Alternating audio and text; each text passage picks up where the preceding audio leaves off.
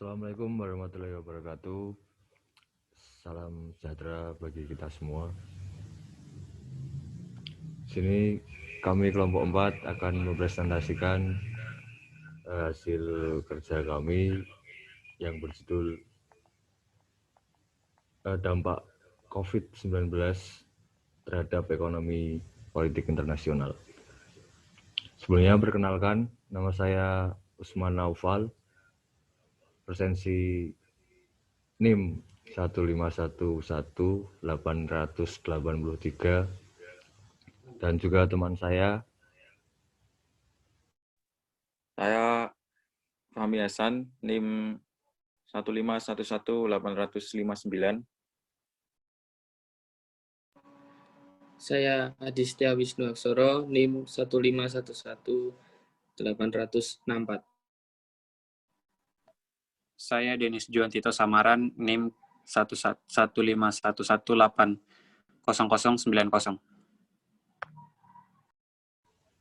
Selanjutnya akan dilanjutkan oleh teman saya Budi Setia Wisnu.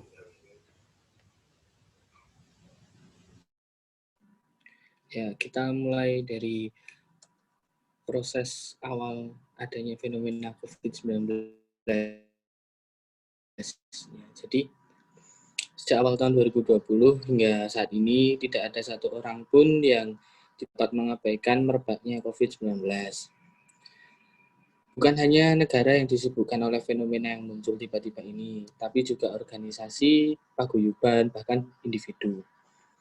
Banyak pihak yang masih denial atau menganggap apa yang terjadi di Wuhan ini bersifat lokal dan dengan sendirinya menghilang seperti apa yang terjadi pada pengalaman-pengalaman sebelumnya. Namun kemudian dunia dibangunkan secara paksa dari ilusinya ketika korban yang meninggal telah mencapai ribuan. Nah, yang mengundahkan adalah bahwa korban yang amat banyak tersebut berada dari berbagai belahan bumi yang jauh dari Cina. Di Iran dan Italia misalnya, amat mencengangkan ketika Amerika Serikat yang selama ini dipandang sebagai negara paling maju secara teknologi di planet ini, yang seharusnya paling siap menghadapi apapun, mencatat korban meninggal ribuan, bahkan kemudian puluhan ribu jiwa korban di Amerika Serikat ini justru menempati urutan pertama hingga saat ini. Sebagian pihak kemudian mempertanyakan apakah Amerika Serikat masih layak dipandang sebagai negara superpower yang mengacu kepada kegiatan ini. Ya, mengingat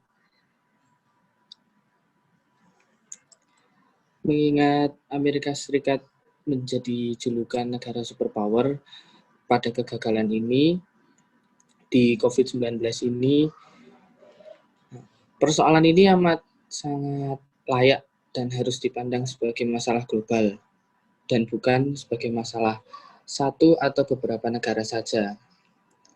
Perekonomian global pada saat COVID-19 mewabah di tengah perang dagang antara dua negara besar, antara Amerika Serikat dan Cina.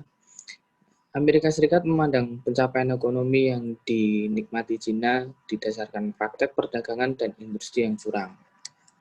Amerika Serikat di bawah Presiden Donald Trump saat itu kemudian menerapkan tarif tinggi pada berbagai produk di Cina yang kemudian dibalas oleh Cina. Nah, akibat perseteruan dua negara tersebut, perekonomian global pun menjadi melemah karena permintaan dan penawaran dari kedua belah pihak menurun. Berbagai macam upaya telah dilakukan dan diantaranya melalui negosiasi, namun belum juga berhasil. Dunia pada waktu itu juga dibayangi naiknya harga minyak akibat ketegangan Amerika Serikat dan Iran di Teluk Parsi, yang berpotensi mengganggu distribusi atau pasokan minyak yang proporsi signifikan. Dunia justru mengalami penurunan harga minyak secara drastis akibat kegagalan lobi Saudi Arabia terhadap Rusia untuk menurunkan jumlah produksi. Tidak kalah penting adalah intensifikasi revolusi industri 4.0 yang mengindustri perusahaan-perusahaan besar dan menimbulkan ketidakpastian yang tinggi. Nah, Indonesia kala itu tengah berupaya keluar dari middle income trap melalui Omnibus Law dan persiapan memindahkan ibu kota ke Kalimantan. Nah, dalam kondisi seperti inilah COVID-19 muncul di Wuhan dan menyebar ke seluruh dunia. Sekarang, untuk sementara agenda-agenda tersebut harus dilupakan dan semua negara harus berkonsentrasi dulu untuk menghadapi pandemi COVID-19. Fenomena COVID-19 memicu timbulnya berbagai analisis tentang dampak yang terjadi serta respon yang perlu disiapkan agar dunia lebih siap di masa datang dan menghadapi goncangan serupa di masa depan. Berbagai upaya telah dilakukan untuk mengatasinya, dari inisiatif-inisiatif yang bersifat domestik sampai kerjasama bilateral, namun belum menunjukkan hasil yang berarti. Nah, sekian dari saya dan akan dilanjutkan oleh teman saya. Terima kasih. Baik, selanjutnya saya akan membahas tentang ekonomi politik internasional dan globalisasi. Ekonomi politik internasional adalah kajian yang menyorot hubungan ekonomi dan politik, state market, dalam skala global. Ekonomi politik internasional mempunyai berbagai fokus, misalnya perdagangan internasional dan investasi luar negeri. Dengan munculnya negara berkembang pasca Perang Dunia Kedua, bantuan luar negeri masuk menjadi kajiannya. Kemudian, aktivitas pasar kapital, terutama setelah krisis Asia 1997 sampai 1998, adalah konsep lain ekonomi politik internasional adalah globalisasi. Walau sekarang, konsep globalisasi dipandang agak usang dengan munculnya konsep-konsep lainnya. Namun, sebenarnya, ia justru amat relevan dengan menggambarkan perubahan lingkungan interaksi manusia. Walau terdapat berbagai konsep lain dalam ekonomi politik internasional seperti regionalisme ekonomi, revolusi industri 4.0, kemiskinan, lingkungan, dan rivalitas negara-negara besar. Namun, globalisasi akan menjadi suatu konsep yang akan dibahas secara khusus karena hubungan yang bersifat langsung dengan fenomena COVID-19. Banyak akademisi secara khusus membahas globalisasi, misalnya Joseph Stiglitz, Mahbach, dan Hyland Erickson. Globalisasi menjelaskan tentang perubahan mendasar dari dunia yang tersekat-sekat akibat polarisasi antara kubu komunisme dan liberal, menjadi lebih terkoneksi satu sama lain. Halangan politik bagi terkoneksinya pemerintahan dan masyarakat dari berbagai negara dengan mereka yang berasal dari negara lain menjadi amat berkurang setelah Perang Dingin berakhir di awal 1990-an. Faktor lain yang membentuk globalisasi adalah penemuan teknologi baru yang mendukung keterhubungan lintas batas ini.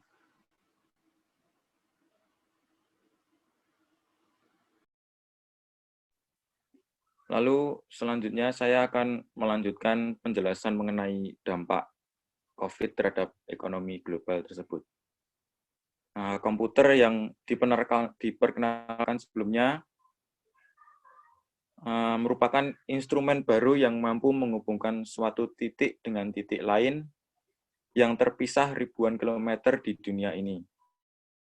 Personal komputer yang memiliki fasilitas internet kemudian makin memperkuat keterhubungannya ini.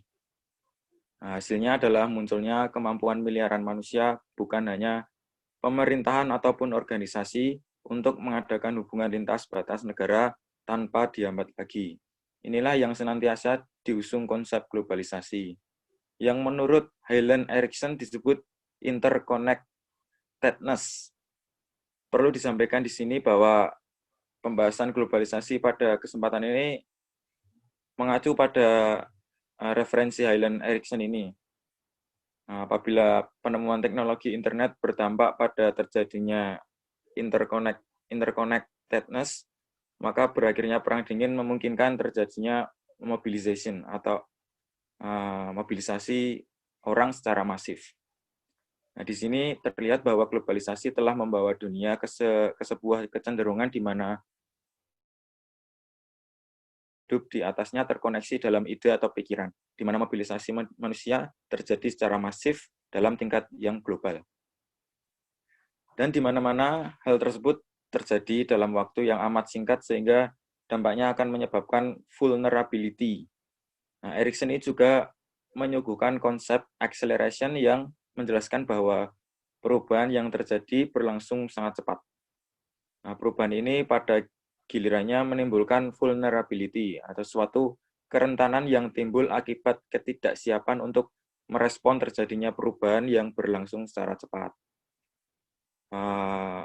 Interconnectedness, mobilization, dan acceleration yang mengacu pada keterhubungan yang terjadi secara intensif, mobilisasi dalam lingkungan global yang terjadi secara masif, dimanapun perubahan tersebut terjadi secara amat cepat sehingga menimbulkan ketidaksiapan untuk merespon merebaknya COVID-19 tersebut yang berasal dari Wuhan ke hampir semua negara di dunia, memperlihatkan dampak globalisasi yang berhasil diantisipasi dan direspon secara memadai oleh negara-negara termasuk Amerika Serikat dan lain-lain.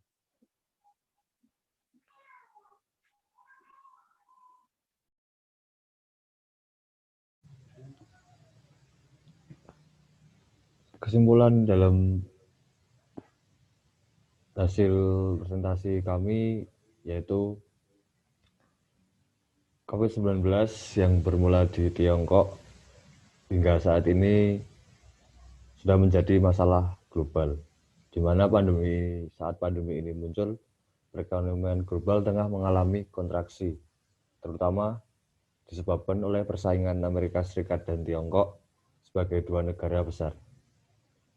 Globalisasi sebagai konsep yang erat terkait dengan ekonomi politik internasional cukup mampu menjelaskan fenomena pandemi global ini melalui penggunaan konsep-konsep seperti interconnectedness, mobility, acceleration, dan vulnerability. Isu global pandemik ini juga dapat diatasi dengan multilateralisme, di mana hegemon berperan aktif di dalamnya. Dari sudut pandang ekonomi politik internasional sendiri, COVID-19 sebagai pandemi global adalah contoh yang amat jelas yang berdampak pada globalisasi. Makin sedikit hal yang benar-benar bersifat domestik dan makin banyak hal yang berkarakter global, di mana menjadi permasalahan global. Hal ini menuntut respon yang juga bersifat global dalam bentuk multilateralisme yang diperluas.